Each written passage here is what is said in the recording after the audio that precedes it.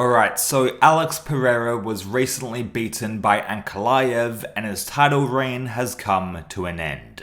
First, I wanted to talk about the fight itself before I get into the future of Alex Pereira's career. I'm not gonna sugarcoat it. Periera vs Ankalaev was very tough to watch.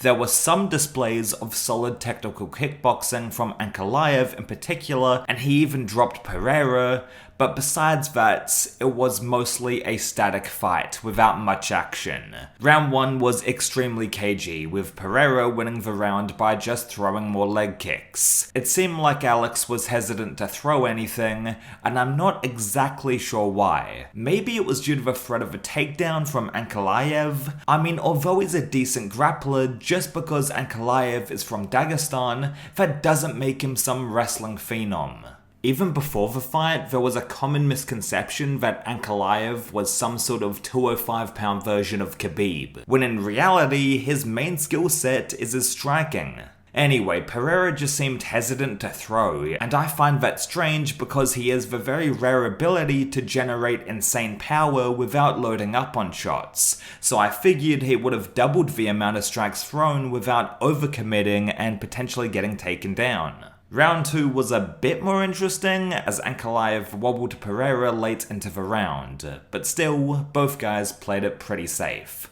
I think this more methodical pace was engineered by Ankalaev though, as he consistently landed solid body kicks down the middle which would force Periera to reset and disrupt him from setting up combinations. It just seemed like Periera could never settle into the fight, or he was simply wary of potential takedowns. I can't read the guy's mind, I'm not sure, but it was just weird behavior, man. Round 3 I also gave to Ankalaev. Now I know some people gave this round to Periera. While it was a better round for the latter, as he threw way more shots than the previous rounds, Ankalaev still won due to the pressure, the angles he was creating, and overall he was putting together the cleaner work.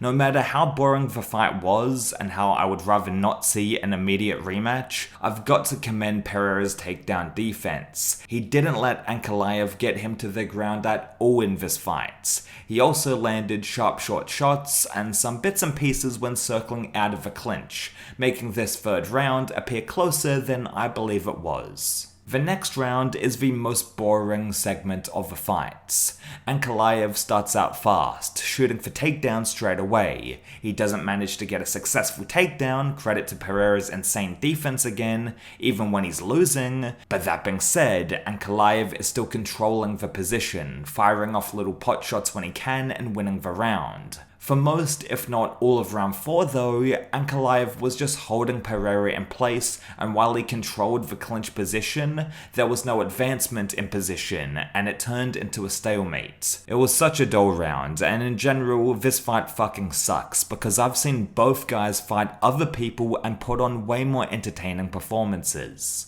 Alright, let's talk about the final round. Thank fucking God. Ankalaev was winning the striking exchanges until Periera landed a flush head kick. This stumbles Ankalaev back a bit, but doesn't deter him too much as he keeps backing Periera up. Periera was doing a good job at jabbing Ankalaev on the back foot, but it was too little, too late. You can give this round to either guy, but Ankalaev won the fight, definitively. I'd say 3 rounds to 2. Periera edged the 5th round, in my opinion, with the damage. As you can certainly tell by now, I didn't find this fight to be a fun watch in the slightest. Periera didn't commit to anything but leg kicks, and while Ankalaev did a decent job pressuring and even wobbling Periera, those moments were few and far between.